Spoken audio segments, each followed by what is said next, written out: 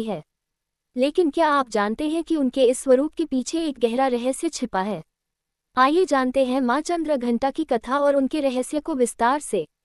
कहानी का प्रारंभ एक समय की बात है जब संसार में दानवों का अत्याचार बढ़ चुका था। असुरराज महिषासुर अपनी शक्ति के घमंड में देवताओं को पराजित कर स्वर्गलोक पर अधिकार जमाने की योजना बना रहा था।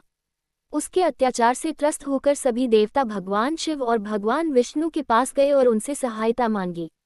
संगीत, तेज और नाटकीय ध्वनि।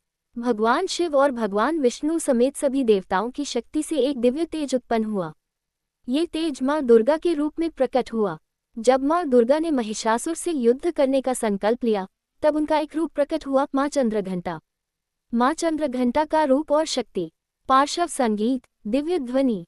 माँ चंद्रघंटा का स्वरूप दिव्य है। उनका शरीर स्वर्ण के समान चमकता है। उनके 10 हाथों में शस्त्र हैं और वे सिंह पर सवार होती हैं। उनके मस्तक पर अर्धचंद्र सुशोभित होता है जो घंटा के आकार का प्रतीत होता है, इसी कारण वे चंद्रघंटा कहलाईं। जब वे युद्धभूमि में आती हैं तो उनकी घंटा की ध्वनि मात्र से असुरों के हृदय कांपने लगते हैं।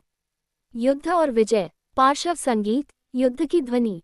जब महिषासुर ने माँ चंद्रघंटा के इस रूप को देखा तो वह भयभीत हो गया, लेकिन अपने अहंकार के कारण उसने युद्ध का ऐलान कर दिया।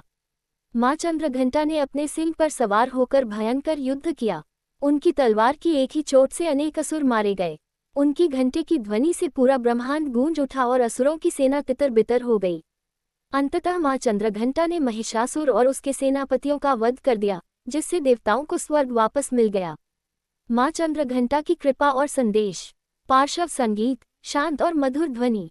माँ चंद्रघंटा न केवल युद्ध की देवी हैं, बल्कि वे भक्तों को शांति, करुणा और साहस भी प्रदान करती हैं। उनकी पूजा करने से सभी भय दूर हो जाते हैं और आत्मविश्वास बढ़ता है। वे अपने भक्तों को साहस और शक्ति प्रदान करती हैं, जिससे वे जीवन की हर कठिनाई का सामना कर सकें। उपसंहार। पार्श्व संगीत, भक्ति रस। तो मित्रों, माँ चंद्रघंटा का ये रूप हमें ये सिखाता है कि जीवन में हमें निडर होकर अपने कर्तव्यों का पालन करना चाहिए और अन्याय के विरुद्ध खड़ा होना चाहिए। यदि हमारे अंदर भक्ति, साहस और शक्ति का संतुलन होगा तो कोई भी संकट हमारा कुछ नहीं बिगाड़ सकता।